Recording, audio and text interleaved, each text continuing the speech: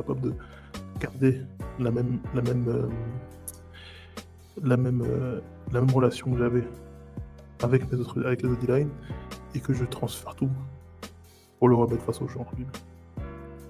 Après bon, c'est pas toujours facile puisque bon, forcément dans les blocs et dans la ligne, il y a des choses qui se passent, mais c'est l'idée de ce que je veux faire entre guillemets quand je prends une direction.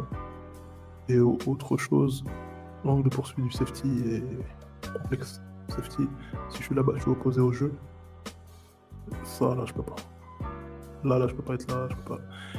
Je peux pas être à ce moment-là où j'ai vu que le corner était battu. Je suis pas capable de reprendre un nouvel angle. Je peux pas avoir le même angle à ce moment-là et continuer dans le même angle pour finir derrière le running back. Et demander du coup à mon corner, c'était mon safety qui était bloqué de venir et être le joueur qui fait le jeu. Alors que moi j'avais un free shot à ce moment-là. Et voilà tout pour la défense. Yes. C'est une bonne analyse. Après, encore une fois, c'est toute une histoire de contexte. Tu vois, regarde, là, je laisse le jeu dérouler un petit peu.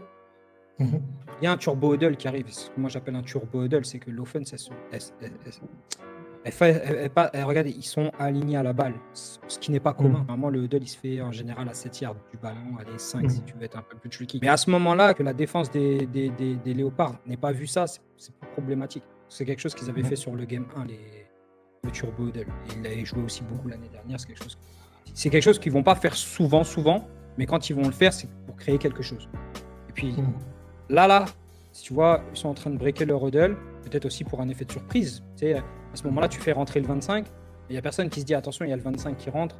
Ok, tu vois, il n'y a pas de communication, il n'y a pas attention. Si je vois moi un joueur, alerte, c'est il joue pas assez en offense pour dire ok, il y a quelque chose qui va se passer. Donc si ce gars-là rentre, il doit y avoir un check, une alerte, quelque chose qui nous dit ok, attention. Mais là, on voit encore que les gens ils sont en train de discuter derrière. Tu vois, la défense n'est pas en place.